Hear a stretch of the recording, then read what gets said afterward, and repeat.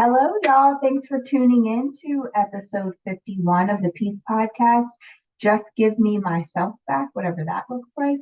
I landed on this one because I was thinking about how sometimes I can feel mean, or sometimes I can feel foreign to myself, like I don't recognize myself.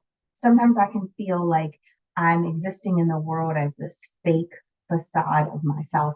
And so I thought about, this as a mom, like how oftentimes we don't even recognize ourselves in the spaces that we're in because we have adapted to our surroundings and adopted these characteristics that aren't really who we are. If we would assess ourselves in our former lives before we had all of these constraints and responsibilities, we probably would say that we are not even a remnant of that former person because we have turned into this newer version with these characteristics that enable us to feel like we're dealing with our current situation, but are in reality very foreign from our character and who we actually are. And so when I took a deep dive into this for myself and then did some research, it's not just moms that this happens to. It's the reason that you see, midlife crises and you hear about, people buying this new sports car. And all of this is a result of us as humans feeling like we've had to trade our existence to take on a title or a role. And yes, sometimes we have to be a little bit more responsible than we were in our 20s. And yes, sometimes we have to act in a certain way that requires this level of professionalism when maybe sometimes or in our normal state, we're just this funny, happy go lucky person. And all of those are true for us to function in the spaces that we're in the manner in which we need to function in them. That's really what I'm talking about. What I'm talking about is those moments where you told yourself, I will never act like this. I will never parent my kids like this. I will never show up like this in life. And we find ourselves doing quite the opposite. And it is very far from our actual persona, our actual character, the person that God crafted us to be, and the person that we know deep down is who we are. So we show up so foreign. We show up so fake. We show up so mean. We show up so serious. We show up so tired. And we're left wondering why we're doing this and also yearning for a space where we don't have to, yearning to be by ourselves so that we can be ourselves, yearning to exist in this world as the version of us that we know we are, and knowing that our space, the title that we're carrying, and just the space that we're in requires something different from us. But what if it doesn't have to?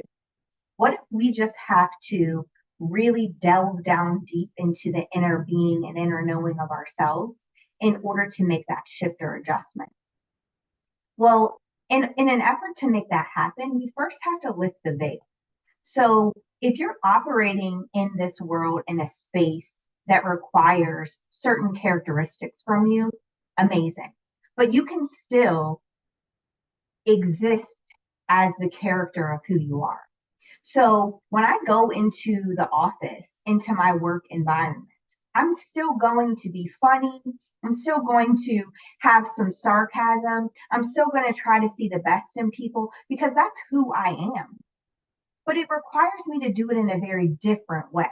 So I can be funny, but I can't be overbearing.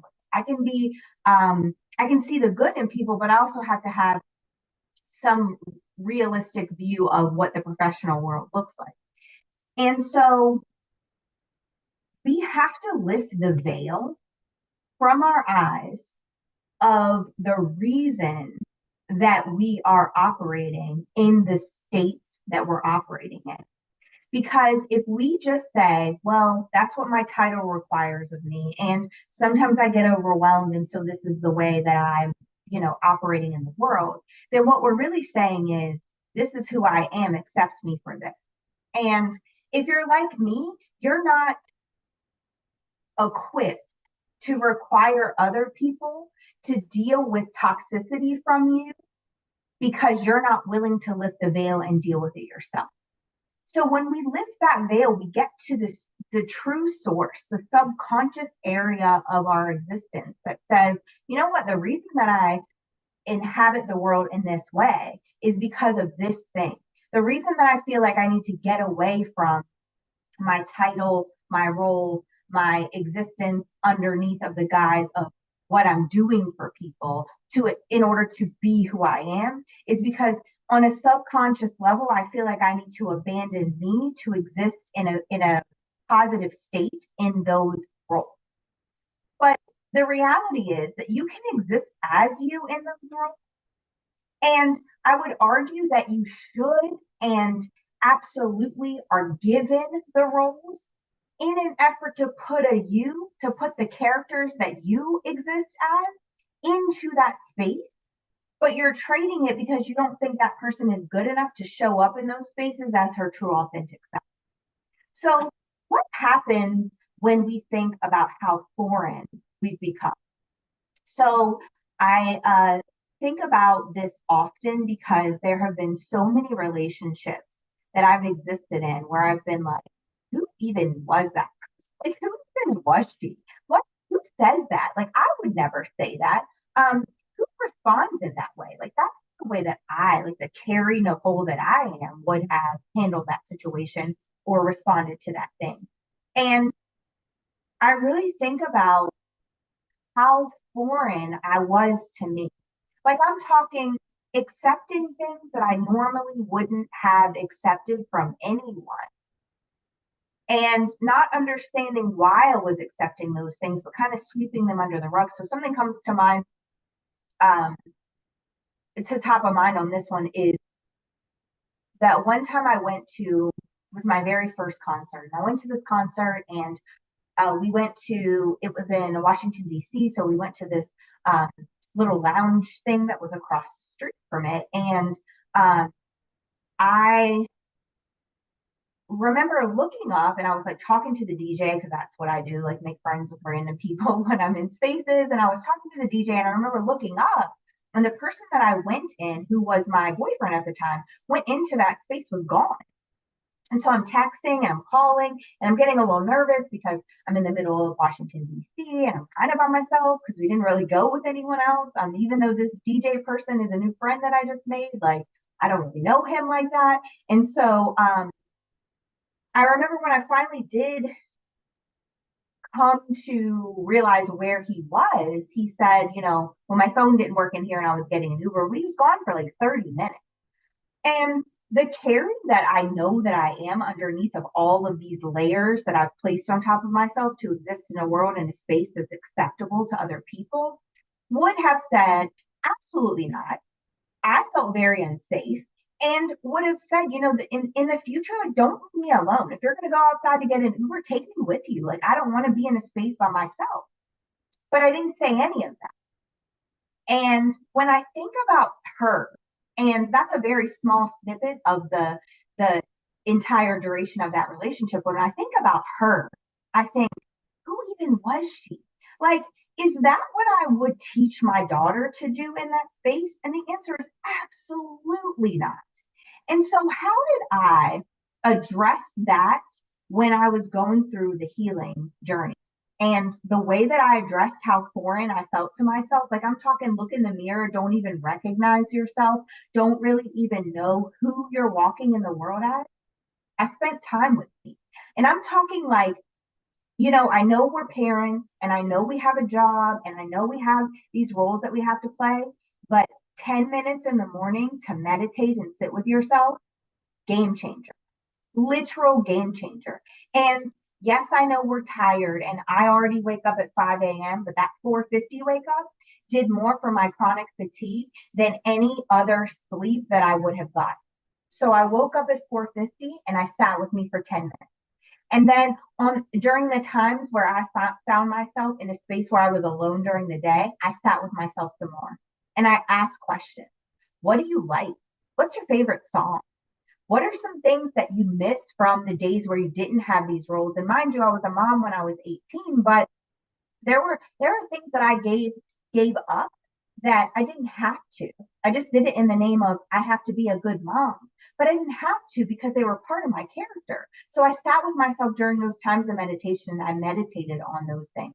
What does God say about me? What does God say about who I should show up as? And I continued to get to know her. And the more I got to know her, the more I understood why the version that I had become was so foreign to me. And I blamed it on all of the roles that I was playing. And I blamed it on being a mom at a really young age. And I blamed it on how busy I was. But I also saw other people exhibiting those characteristics in the world with the same roles that I had. So I wondered, well, how can they do it and I can't? And the reason is because I chose to give her up in an effort to be what I thought was good at the mom role and these other roles that I was playing. But the more I sat there, the more I got to know her, the more I realized what she could bring to the table in those roles. What she could bring to the table, not just in those roles, but in just existing as me so that I could flourish and be this full version of me. And the more I sat with her, the more I got to know her, and the more I liked her, and then the more I embodied her. And that doesn't say that sometimes I don't go walk in and look in my mirror and go, I don't really recognize this version of me. But most of the time when that happens now, it's because I'm exhibiting characteristics of the person that I feel that I'm becoming. So if I'm standing up for myself more, if I'm creating more boundaries, though that feels foreign, it's exactly who I want to become. It's not me leaving something behind to play this role that I'm playing right now. And when I started to recognize how fake I was being, right? Like I knew I was pretending. I was pretending to be happy in the relationships I was in. I was pretending to be the good girlfriend, the good partner, the good mom, the good, like I was pretending all of these things. None of that felt like it was who I actually was. And I was pretending in all of the spaces because I didn't think that the authentic version of me could exist in those spaces and be worthy in those spaces. So I pretended. I laughed louder. I made more jokes. I did those things that we do when we feel really uncomfortable and we resort to the thing that we think is going to break up the monotony and make us liked and accepted by the people in the room. But it was all a facade and it was faking it. And when I think about those areas that I did it, that I'm like, I really wish I wouldn't have done that. It was spaces like when I met that same partner's family. Like I had this feeling of a need to perform. And though I knew they were going to love me because of just who I was, I did this outlandish performance because I didn't want it to go negatively on him if they didn't necessarily like me that much. And there was some faking it in there. There was some faking the emotions that I felt toward him, faking my level of comfortability, pretending like my life didn't exist as it did, hiding those layers of me that I didn't want people to judge me for and therefore judge him for. And so when I started to get real with myself during my healing, I was like, where are the spaces where you're pretending? You can't get yourself back if you don't figure out where it is that you're pretending. And when I started to unearth those things, I realized that the spaces that I was pretending in were the spaces that I no longer wanted to be in because they were only accepting of me because I was pretending. They were only accepting of me because I had a representative. Once I extracted myself from those spaces and got into the places that I was supposed to be in with the faces that I was supposed to be a part of, the pretending self defense mechanism just fell away because I didn't need to be anything other than who I was. And I started to accept that if the people and the places that I was in weren't willing to accept that, the real Carrie, then I didn't belong in them anyway. So, in an effort to get back to myself, I said, well, if I'm getting to know me so that I'm no longer foreign to me, so that I can look in the mirror and really see who I am because I know her and I know when she shows up, then I also have to get rid of all the masks that I've been wearing to portray an image of something that I think is going to be more worthy to the places that I'm going into. And when I started to do that, I was able to truly show up authentically. There wasn't faking, there wasn't mask, there wasn't presenting myself and becoming this other foreign version of me. It was just me walking into spaces, being exactly who I was called to be, and then knowing that not everybody in that space was going to like her and being okay with that. The only true way to get back to me was to accept that not everybody was going to like me and that that was okay. And when I started to really sit with how mean I had become because I was so frustrated with myself, I was so frustrated with pretending, I was so tired of being this other version of me. And if I'm being honest, the people who took the brunt of that meanness were my kids. So my patience was exhausted before I even got home because I was so meticulous and hyper vigilant when I was in my workspace and when I was in my relational space that by the time I got to them, it was like, listen, they know me, so I don't have to hold this same image for them. But what that resulted in was me being the mean mom and being short tempered and being frustrated all the time. And the reason I was so mean is because I wasn't feeling my actual feelings. I was stuffing down my emotions. I was exhausted. I didn't want to deal with the aftermath of saying I don't belong in these spaces. I didn't want to deal with the aftermath of feeling like I had put myself in the same scenarios over again. And so that exhibited itself as anger, that exhibited itself as frustration, that is exhibited itself as a lack of patience with the people outside of me because the real lack of patience existed in me.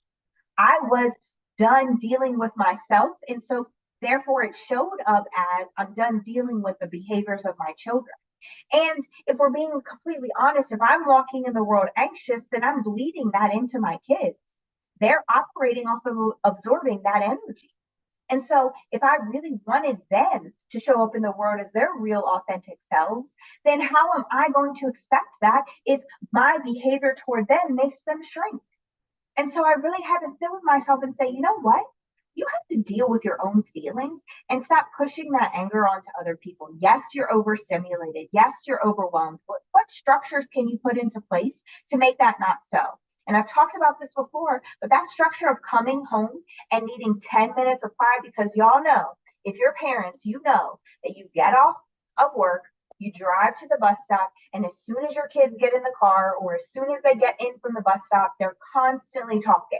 And if you're a person who deals with people and you're easily overstimulated by constant talking, then the siblings start fighting with each other, etc.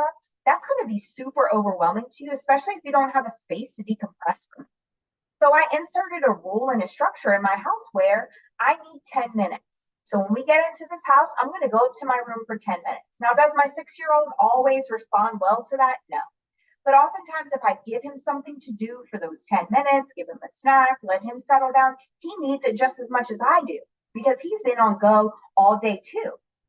The teenager's a little bit easier because she's like, please get away from me because we know teenage girls don't really want to have a bunch of conversations about their day beyond how good it was because good is the answer to everything. But then it alleviates that frustration from me and the overwhelm from me so that later I can have those conversations with her and ask the right questions. Because when I'm tired and when I'm overwhelmed, I'm not even going there because I feel so overwhelmed that I don't feel that deep ability to pull the right questions and to get the right answers. And so when I really understand that the reason that I am that overwhelmed is because I've been stuffing how overwhelmed I was all day. I've been trying not to feel that feeling. I've been trying to push past it and push through it because you have to be strong and you have to keep going. Or you could go to the bathroom at work and do some breath work real quick. If you have the ability to have a desk, I don't have one of those because I travel between places. But if you have the ability to have a desk and you need to shut your door and do some breath work there, do it. Walking into the bathroom and praying. I mean, these are things that I had to put into my daily practice so that I wouldn't come home and take out that anger on my kids because we're not going to do it at work because we're afraid of what those people might think. And by the time we get home, we've reached our breaking point. And so that's when we tend to explode, because we know that if you keep pressing it down and pressing it down, eventually it's like a pressure cooker with the lids not on all the way. That thing is going to explode, and it's going to go all over everyone around you. And so if you find yourself in a space where you feel just angry and mean at the people around you, it's probably because you're not dealing with your own emotions, and you don't have a structure in place for when your overwhelm strikes and how you might deal with that. Can you exhibit, or can you extract yourself from the roles that you have to play? No. I mean, I'm a single mom. I have to do this every day by myself. Um, Not with the sake of like having support, but like in the physical by myself.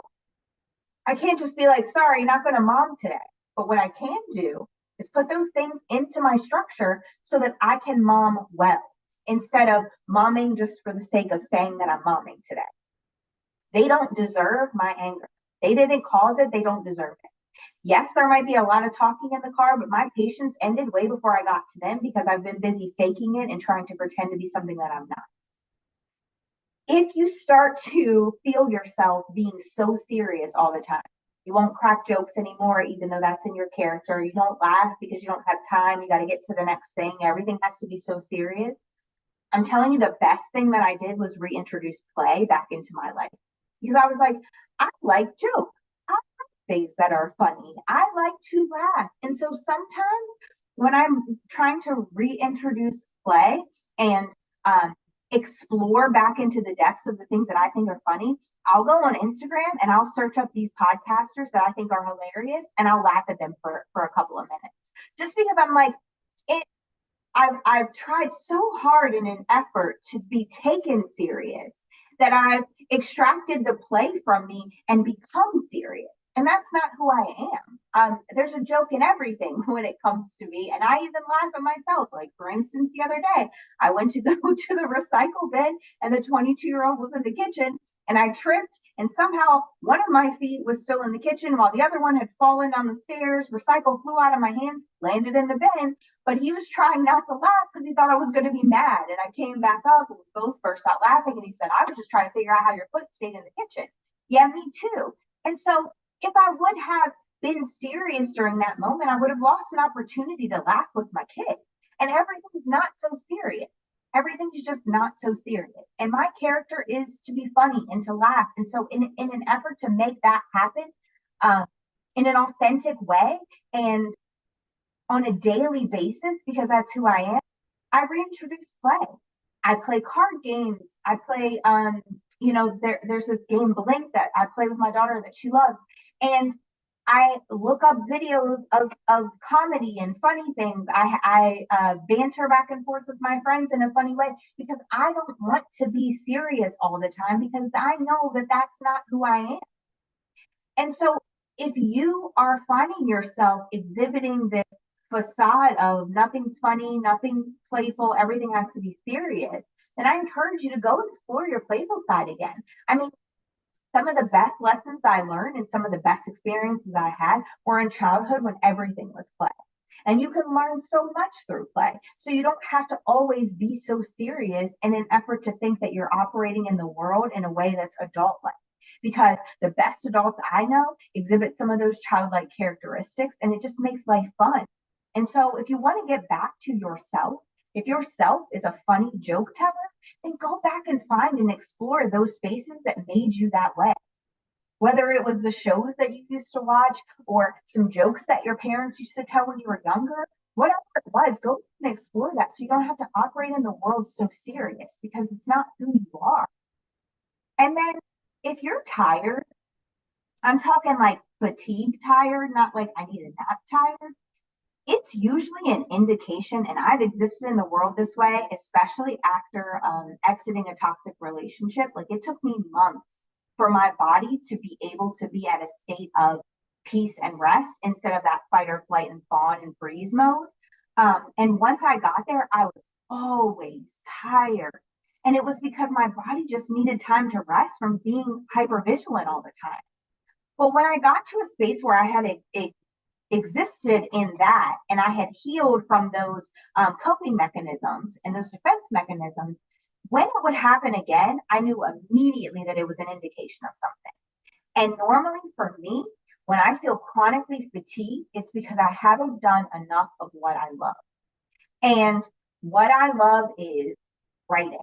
What I love is recording these podcasts and creating content.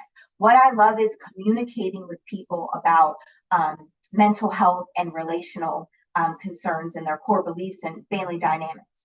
What I love are those things. So if I find myself fatigued and exhausted, it's because I haven't done enough of those. I haven't been in nature enough. I haven't gone out and created something, whether it's, crafting with my hands. I like to refinish furniture and these type of things. There are a list of at least 10 things that I love to do. If I feel exhausted and there hasn't been a heightened state of stress or chaos, it's usually because I'm not doing enough of those things. I'm not being creative. And we were put on this earth to be creators. Maybe it's not in a YouTube channel form, but it's in some form. Whatever that creation is, we were put here to create it. And so if you find yourself in a space where you're chronically tired and you're exhausted all the time, I encourage you to do the thing that sets your soul on fire. And if you don't know what that is, go back to that first part where we talked about being foreign to yourself and learn yourself more so you can find out what that is. And so today I encourage you to really take inventory. If you find yourself being foreign, go sit with yourself more. If you find yourself being fake, go figure out what masks you're wearing and get rid of those. If you find yourself being mean, feel those feels that are deep down in there that are causing the anger to come out. If you find yourself being so serious, find a way to reintroduce play into your life. Playing games with your kids is a great way to make that happen again. And if you find yourself exhausted and tired, figure out what makes your soul leap, what sets your soul on fire, and go do more of that thing. You were not put into this world to exist on this autopilot mode where all of these features come out in negative ways because you just press a button and you just repeat every day like it's Groundhog Day. No matter what role you play, your character, the person that you are, was given that role, those children, that job for a reason. And so if you're not operating as your true self in that space, you have to find her or him again. And you have to understand that you can't be the best version of you in any of those roles if you aren't unearthing the best version of you to live for yourself. So I encourage you again to take inventory of those things. If you need somebody to work with to unearth those things, you can absolutely reach out to me. You can go to my website or on any of my social media accounts to reach out to me directly. And remember, if you're going through a healing journey and you need somebody to walk with you through that, my book, Poems to Heal the Dead Things, is out. The link is attached. So you can get journal prompts and real life, real world instances, and also some poetry in there to help you work through those life challenges, especially after healing from a toxic relationship. Thank you again for tuning into the Peace Podcast. Remember, it comes out every Monday. And if you haven't already, subscribe to my YouTube channel and go like my page on Facebook and Instagram. I would greatly appreciate it. See you guys again next week.